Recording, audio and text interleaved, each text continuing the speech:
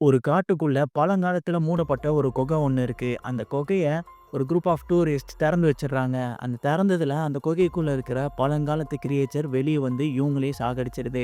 இந்த காட்டுக்குள்ள தான் நம்ம ஹீரோயின் ஒரு வாட்ச் டவர்ல ஒர்க் பண்ணிட்டுருக்காங்க. இப்போ அந்த கிரியேச்சர் நம்ம ஹீரோயினையும் தொரத்த ஆரம்பிக்குது. இதுக்கப்புறம் நம்ம ஹீரோயின் அந்த கிரியேச்சர் கிட்ட இருந்து தப்பிச்சாங்களா இல்லையா அப்படின்ற ஒரு பரபரப்பான கதையை சொல்லக்கூடிய படம் தான் 2006ல ரிலீஸ் ஆன இட் டேக்ஸ். இந்த படத்தோட முழு கதையை இந்த வீடியோல பார்க்க போறோம். அதுக்கெல்லாம் முன்னாடி இந்த மாதிரி சுவாரஸ்யமான படங்களை பத்தி தெரிஞ்சுக்க இந்த வீடியோக்கு ஒரு லைக்கை போட்டு நம்ம சேனலை சப்ஸ்கிரைப் பண்ணி வச்சுக்கோங்க. வாங்க இப்போ கதைக்குள்ள போலாம். படத்துடைய ஸ்டார்டிங் சீன்ல ஒரு குரூப் ஆஃப் ஸ்டூடெண்ட்ஸ் அவங்க டீச்சர் கூட சேர்ந்து ஒரு காட்டுக்குள்ள ரிசர்ச்காக வந்திருக்காங்க. இங்க இவர் மட்டும் கிடையாதுங்க. இவர் கூட ஒர்க் பண்ற ஒரு லேடி டீச்சரும் இன்னொரு சைடு பசங்கள கூட்டு வந்துட்டு இருக்காங்க. ஸோ அவங்க கிட்ட ரேடியோ மூலியமா நீங்க மலையோட உச்சிக்கு வந்துட்டு கூப்பிடுங்க. நம்ம 2 பேரும் மீட் பண்ணிக்கலாம் அப்படின்ற மாதிரி சொல்றாரு. இப்போ அந்த 2 குரூப்புமே மலையோட உச்சிக்கு வந்து மீட் பண்ணிக்கிறாங்க. அந்த இடத்துல ஒரு குகை இருக்கு. அந்த குகை பல நூற்றாண்டுகளா மூடப்பட்டிருக்கிற ஒரு குகை. ஸோ அது தெரிஞ்சுமே இவங்க தொல்பொருள் ஆராய்ச்சி பண்றதுக்காக ஒரு டைனமைட்டை வச்சு அந்த குகையை வெடிக்க வைக்கிறாங்க.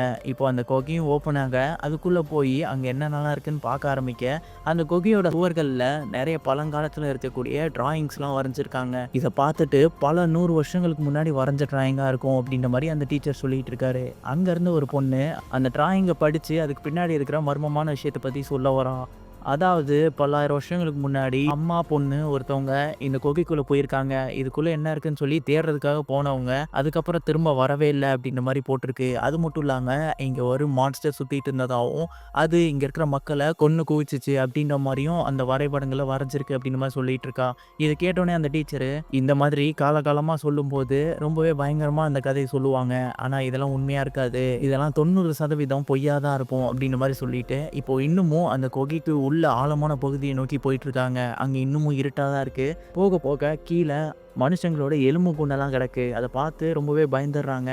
அப்போதான் அந்த சைட்ல இருந்து ஒரு கிரியேச்சரோட சத்தம் மாதிரி இருக்கு. அந்த சத்தம் பயங்கரமா இவங்களுக்கு கேட்குது. சரி இங்கே ஏதோ ஒன்று இருக்கு போல, இங்கேருந்து தப்பிச்சிடலான்னு சொல்லி அவங்க அங்கேருந்து போக ஆரம்பிக்க, ஆனால் இவங்க போகிறதுக்குள்ளேயுமே அங்கே இருந்த அந்த கிரியேச்சர் ஓடி வந்து இவங்க எல்லாரையுமே அந்த இடத்துல சாகடிச்சிடுது. அப்படியே கட் பண்ணா 2 மாதம் கழிச்சு அதே காட்டை காமிக்கிறாங்க. அங்கே ஒரு வாட்ச் டவர் இருக்கு. அங்கே தான் நம்ம ஹீரோயின் வேலை பார்க்குறாங்க போல. அங்கே தான் ரொம்பவே சோகத்தில் உட்காந்துருக்காங்க. என்ன நடந்திருக்குன்னா இவங்க காரில் இவங்களும் இவங்க ஃப்ரெண்டும் போயிட்டு இருக்கும்போது இவங்க தான் அதை ஓட்டிகிட்டு போயிருப்பாங்க. அப்போது அந்த கார் ஆக்சிடென்ட் ஆகி அந்த ஆக்சிடெண்ட்டில் இவங்க ஃப்ரெண்டு செத்து போயிருப்பாங்க. நம்ம ஃப்ரெண்டை கொன்னுட்டோமே அப்படின்னு சொல்லி ஒரு கில்ட்டி இவங்களுக்கு இருந்துகிட்டே இருந்திருக்கு. அந்த ஆக்சிடென்ட்டுக்கு காரணம் இவங்க அப்படின்றதுனால அதை நினச்சி ரொம்பவே வருத்தப்பட்டுகிட்டே உட்காந்துருக்காங்க. இவங்களுக்கு ஆறுதல் சொல்கிறதுக்கு பக்கத்தில் இவங்களுக்கு ஒரு கிளி இருக்குது. அதுதான் இவங்களுக்கு ஆறுதல் சொல்லிகிட்டு இருக்கோம். ஆனாலுமே அதை அவங்க கண்டுக்காமல் அதை ஏன் நினச்சி அவங்க ட்ரிங்க்ஸ் பண்ணிவிட்டு அவங்களோட உடம்ப வருத்திட்டு இருக்காங்க.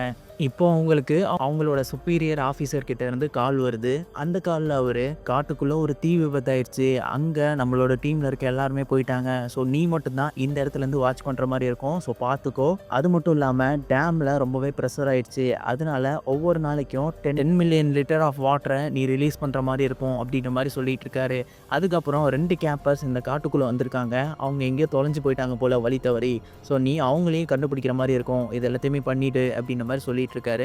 அப்படியே இவங்களும் சரி ஓகேன்ட்டு சொல்லிட்டு அசால்ட்டாக அங்கே போய் படுத்து தூங்கிடுறாங்க. அப்போது சடனாக ஒரு விஷயம் அவங்களுக்கு வருது. அவங்க ஆக்சிடென்ட் பண்ணாங்கல்ல, அந்த ஆக்சிடென்ட் பண்ணும்போது அவங்க அந்த காரோட கண்ணாடி வழியாக தப்பிச்சு வெளியே வந்திருப்பாங்க. ஆனால் அவங்க ஃப்ரெண்டு மட்டும் அந்த காருக்குள்ளேயே மாட்டி அந்த இடத்துல தீ விபத்தாகி செத்துருப்பாங்க. இதை நினச்சி அவங்க அந்த ஸ்பாட்லேயே அழுதுட்டு இருப்பாங்க. அப்படியே முழிச்சு பார்க்குறாங்க. அது எல்லாமே கனவு. இவங்க கனவுலையுமே இவங்களுக்கு நடந்த அந்த விஷயம் தான் ஞாபகம் வந்துகிட்டே இருக்குது. அவங்க எந்திரிச்சது நடுராத்திரி வேற. ஸோ அங்கே அவங்களோட கிளி வேற பயத்தில் கத்துது. அப்போ தான் அவங்க ஒன்று கவனிக்கிறாங்க. வெளியே இருந்து ஏதோ ஒரு மிருகத்தோட சத்தம் கேட்குதுன்னு சொல்லி அப்புறம் கீழே போய் டார்ச் வச்சுட்டே போகிறாங்க என்னன்னு பார்க்குறதுக்காக. அங்கே போனால் ஒரு கதவுல பெருசாக கை நகத்தை வச்சு கீறின மாதிரி ஒரு விஷயம் இருக்குது. அதை பார்த்தோன்னே கரடி தான் அந்த கதவு வந்து கீறி இருக்கும் அப்படின்ற மாதிரி நினச்சிட்டு இருக்கேன். அப்போது அவங்கள ஏதோ ஒன்று கவனிச்சிட்டு இருக்கு. அப்புறம் அவங்க போய் தூங்கிடுறாங்க. காலையிலையும் விடியுது. நம்ம ஹீரோயினுக்கு ஒரு எக்ஸ் லவர் இருப்பாங்க. அவன் இங்கே வந்துட்டு இருக்கான். அவனுமே அந்த கதவுல கீறி இருக்கிறத பார்த்துட்டு யோசிச்சுட்டு இருக்கான். அப்போது ஹீரோயின் உனக்கு அங்கே தீ அணைக்கிறதுக்கு வேலை போடலையா, நீ ஏன் இங்கே வந்திருக்க அப்படின்ற மாதிரி கேட்குறாங்க. அதுக்கு அவன் எனக்கு பேஸ் கேம்ப் டியூட்டி தான் போட்டிருக்காங்க, ஸோ அதனால தான் நான் இங்கே வந்தேன் அப்படின்ற மாதிரி சொல்கிறான்.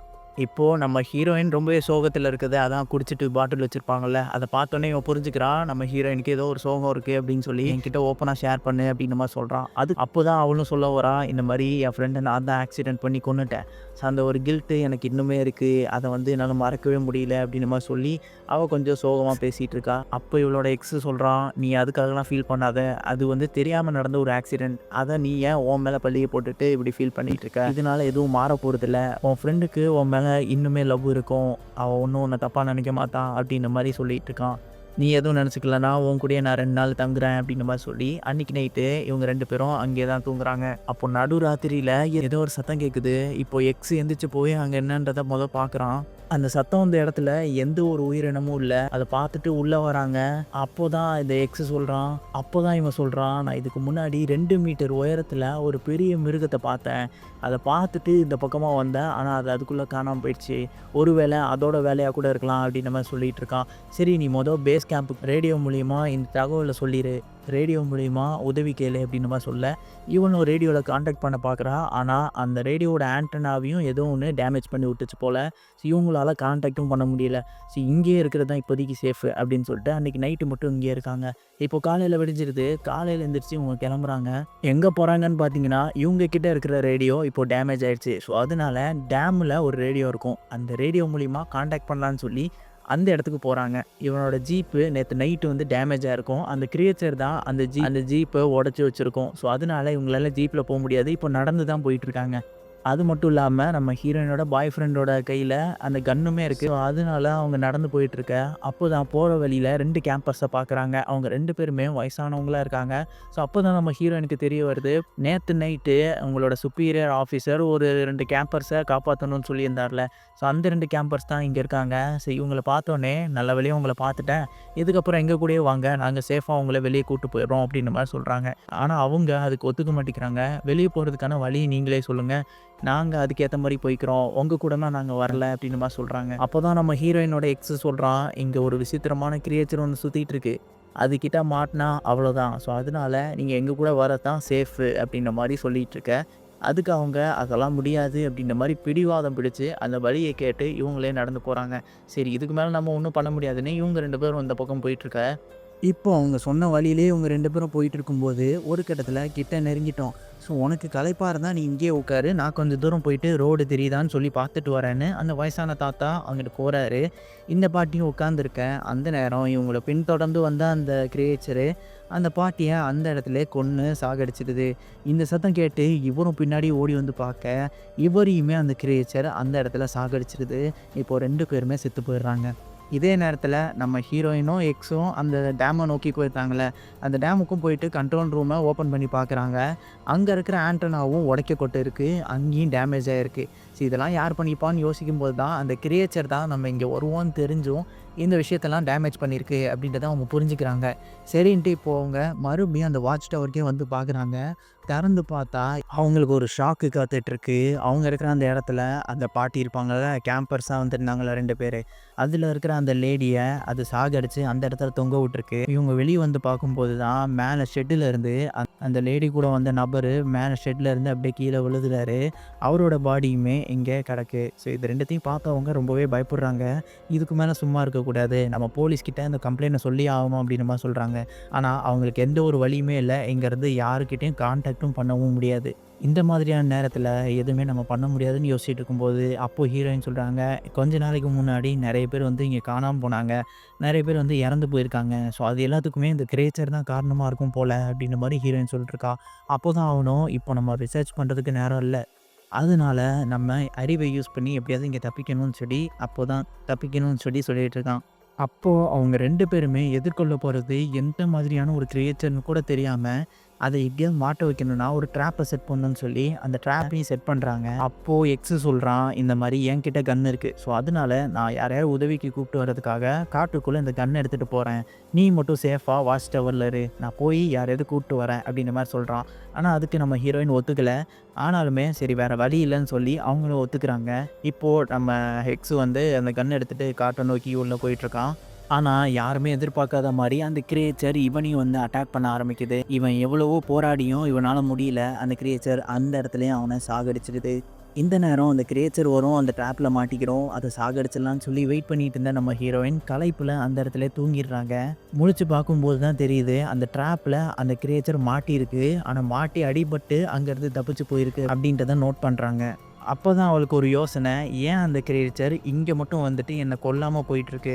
தினமும் இங்க வந்துட்டு வந்துட்டு போகுது. ஆனா என்ன கொல்லவே இல்ல அப்படின்ற ஒரு விஷயம் அவளுக்கு தோண ஆரம்பிக்குது. அப்பதான் கீழ இருக்கிற ஒரு கேம்புக்குள்ள போய் பார்க்குறா. அங்க அதுக்கு டேமேஜ் பண்ணக்கூடிய ஒரு கிரானைட்ஸ்லாம் அந்த கேம்புக்குள்ள இருக்கு. ஸோ அதனால தான் அது உள்ள வரல போல அப்படின்ற மாரி யோசிக்கிறா. ஆனா அந்த கேம்புக்குள்ளேயே இவளோட எக்ஸோட தலைய மட்டும் வெட்டி அந்த இடத்துல போட்டு வச்சிருக்கு. இத பார்த்தோனே அவளுக்கு என்ன சொல்லணும்னே தெரியல. கதறி அழ ஆரம்பிக்கிறா. இதுக்கு மேல நம்ம தப்பிச்சு உயிர் வாழணும்லாம் நினைக்கக்கூடாது. அதை எதிர்த்து போராடணும்னு சொல்லி அங்கேருந்து கிளம்பி அந்த குகை பக்கத்துல போறா. அங்க தான் ஒரு ப்ரொஃபஸர மீட் பண்றா. அந்த ப்ரொஃபஸர் யாருன்னு பார்த்தீங்கன்னா, நம்ம ஸ்டார்ட்டிங் சீன்ல 2 ப்ரொஃபஸர் ஸ்டூடண்ட்ஸ கூட்டு வந்திருப்பாங்கல்ல. ஸோ அவங்களோட யூனிவர்சிட்டிலேருந்து வந்த ப்ரொஃபஸர் தான் இவரு. அவரு இந்த மாரி இந்த கிரியேச்சர பத்தி ரிசர்ச் பண்ண விஷயத்தெல்லாம் நம்ம ஹீரோயின் கிட்ட சொல்ல ஆரம்பிக்கிறாரு. இந்த கிரியேச்சர் பல 100 வருஷங்களுக்கு முன்னாடி பாதாள உலகத்த சேர்ந்தது. அத இங்க இருக்கிற சூனியக்காரங்கலாம் மேல வர வச்சிருக்காங்க இந்த உலகத்துக்கு. இதுக்கப்புறமா 500 வருஷம் கழிச்சு தான் அத ஒரு கொகைக்குள்ள போட்டு அடைச்சிருக்காங்க. எதுக்காகன்னு பார்த்தீங்கன்னா, இந்த கிரியேச்சர சாகடிக்கவே முடியாது. தற்காலிகமா வேணா இத அடைச்சு வைக்கலான்னு சொல்லி தான் இந்த கொகையில அடைச்சு வச்சிருக்காங்க. இவங்க பண்ண பெரிய தப்பே அந்த கிரானைட் வச்சு இந்த கொகைய வெடிக்க வச்சது தான். அந்த வெடிப்புல இந்த கொகை திறந்து அந்த கிரியேச்சர் வெளிய வந்திருக்கு. ஸோ அதனால தான் இவ்வளோ பெரிய பிரச்சனையுமே நடந்திருக்கு அப்படின்ற மாரி சொல்லிட்டு இருக்காரு. அது மட்டும் இல்லாம அந்த கிரியேச்சருக்கு தண்ணினா பயம். அதனால அந்த தண்ணிக்கிட்டயே அது வராது அப்படின்னு மாரி சொல்லிட்டு இருக்க. அப்போ நம்ம ஹீரோயின், அது ஏன் என்ன மட்டும் கொல்லல? இந்த காட்டுல இருக்க எல்லாரையுமே கொன்னுருச்சு. ஆனா என்ன கொல்ல வாய்ப்பு கிடைச்சுமே அது கொல்லாம போயிடுச்சு. அது மட்டும் இல்லாம நீங்களும் உயிரோட தான் இருக்கீங்க. எப்படி அது? அப்படின்ற மாரி கேட்குறா. அப்பதான் அவரு சொல்றாரு, அது ஒரு டீமன் அப்படின்றதுனால அது எப்பயுமே நெகட்டிவ் எனர்ஜிய நோக்கி தான் அட்ராக்ட் பண்ணும். நீ ஆல்ரெடி ஏதோ ஒரு மனநிலையில இருந்திருக்க. உன்னோட கரெக்ட்டான மனநிலையில இல்ல. அதனால உன்ன வச்சு அது விளையாடியிருக்கு. நான் ஏன் சாகலன்னு பார்த்தேன்னா, நான் இங்க இருக்கிற அந்த நீரோட பக்கத்துல தான் கேம்ப் போட்டு தங்கியிருந்தேன். ஸோ, அதனால அங்க பக்கத்திலேயே தண்ணி இருக்கிறதுனால, அது என் பக்கமே வரல அப்படின்ற மாரி சொல்றாரு. இவர் சொல்றது எல்லாமே கேட்டுக்கிட்டாலும், இவங்களுக்கு நம்பிக்கை இல்ல. ஆனாலும் வேற வழி இல்லன்னு அதெல்லாம் நம்பிட்டு ஒரு க்ளூவா எடுத்துட்டு அங்கேருந்து போறாங்க. அன்னைக்கு நைட்டு ரொம்பவே மழை பெய்யுது. இந்த மழையில நம்மள அந்த கிரியேச்சர் கொல்ல வராது அப்படின்ட்டு, இதான் சாக்குன்னு இங்கேருந்து அவ கன்ன எடுத்துட்டு கிளம்ப ஆரம்பிக்கிறா. கொஞ்ச தூரம் ஓடி போக அந்த மழையும் நின்னு போயிடுது. இப்போ அந்த கிரியேச்சர் இவள நோக்கி வந்துட்டுருக்கு. இவ பக்கத்துல வந்து அப்படியே பாக்குது பாருங்க. இவளுக்கு அவ்வளோதான் அல்லு விட்டுருது. ஆனா அந்த கிரியேச்சர் பக்கத்துல வந்து பார்த்தும் கொல்ல சான்ஸ் கிடைச்சும் அங்கேருந்து கொல்லாம போயிடுது. அப்பதான் அவளுக்கு புரிய வருது, இந்த புரொஃபசர் சொன்ன எல்லா விஷயமும் உண்மைதான் அப்படின்னு சொல்லி. இப்போ வேற வழி இல்லன்னு சொல்லி வாட்ச் டவருக்கே மறுபடியும் வந்துடுறா. அப்போதான் ஒரு ஃபோனு அங்க இருக்கிறத பார்த்துடுறா. இப் இதுக்கு மேல வெயிட் பண்ண முடியாதுன்னு அங்கருந்து அந்த ஃபோன எடுத்து இவளோட சுப்பீரியர் ஆஃபீசருக்கு இன்ஃபார்ம் பண்றா. இந்த மாரி காட்டுக்குள்ள இருக்க எல்லாருமே செத்துட்டாங்க. இங்க ஒரு கிரியேச்சர் இருக்கு. என்ன காப்பாத்த ரெஸ்க்யூ டீம் அனுப்புங்க அப்படின்னு மாரி சொல்றா. அதுக்கு ஃபர்ஸ்ட்டு அவங்க நம்பல. ஏதோ குடிச்சிட்டு உளர்றா போல அப்படின்ற மாரி நெனச்சிட்டு இருக்கும்போது, அவ ரொம்பவே பயத்தோட சொல்றத அவங்க கவனிச்சோனே, சரி உண்மையா தான் இருக்கும்ன்ட்டு, நான் நாளைக்கு காலையில உடனே வரேன். நீ அங்கேயே சேஃபா இரு அப்படின்ற மாரி சொல்றாரு. இப்போ காலையில விடிஞ்சோனே ஜீப் எடுத்துட்டு அந்த சுப்பீரியர் ஆஃபீசர் அங்க வந்துட்டாரு. அங்க வந்து அவரு என்னாச்சு அப்படின்ற மாரி கேட்க, அதுக்கு ஹீரோயின் நான் இப்போ எக்ஸ்பிளைன் பண்ற அளவுக்குலாம் டைம் இல்ல. உடனே கிளம்புங்கன்னு அந்த ஜீப் எடுத்துட்டு அப்படியே போயிட்டுருக்காங்க. போற வழியில அந்த கிரியேச்சர் ஒரு ட்ராப்ப செட் பண்ணி வச்சிருக்கு. அந்த ட்ராப்ப வச்சு இவங்கள திசை திருப்ப பாக்குது. இவங்க 2 பேரும் அது என்னன்னு சொல்லி பார்க்க போம்போது, நம்ம சுப்பீரியர் ஆஃபீசர் அந்த ட்ராப்ல மாட்டிக்கிறாரு. மாட்டிக்கிட்டு அங்கேயே செத்து போயிடுறாரு. இந்த நேரம் இங்கேயே இருக்கக்கூடாதுன்ட்டு ஹீரோயின் அந்த ஜீப் எடுத்துட்டு ஓட்டிட்டு போயிட்டுருக்கா. இவ வேகமா ஓட்டிட்டு போயிட்டுருக்கும்போது, இவளோட காருக்கு முன்னாடி வந்த அந்த கிரியேச்சர் இவளோட கார்ல பாஞ்சிருது. இவள கொல்லாம அத அட்டாக் பண்ணிக்கிட்டே இருக்குது. அப்போதான் நம்ம ஹீரோயின் நல்லா யோசிக்கிறா. இந்த இடம் தான் அந்த குகை இருக்கிற இடம். ஸோ கரெக்ட்டா அந்த குகைக்குள்ள போய் இத தள்ளி விட்டுறலான்னு சொல்லி, அந்த கார நேரா குகைய நோக்கி ஓட்டிட்டு போக, அந்த மான்ஸ்டர அந்த கிரியேச்சர குகைக்குள்ள தள்ளி விட்டுடுறா அந்த கார் மூலியமா.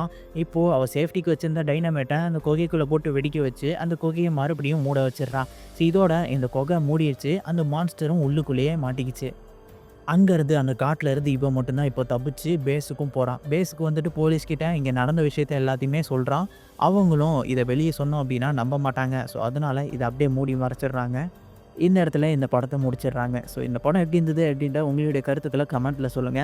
அண்ட் இதே மாதிரி நெறைய சுவாரஸ்யமான படங்கள பத்தி தெரிஞ்சுக்க இந்த வீடியோக்கு ஒரு லைக் போட்டு நம்ம சேனலை சப்ஸ்கிரைப் பண்ணிருங்க. அண்ட் உங்க ஃப்ரெண்ட்ஸுக்கும் ஷேர் பண்ணி விடுங்கப்பா. அடுத்து ஒரு இன்ட்ரெஸ்டிங்கான வீடியோல உங்கள வந்து சந்திக்கிறேன். Until then signing off.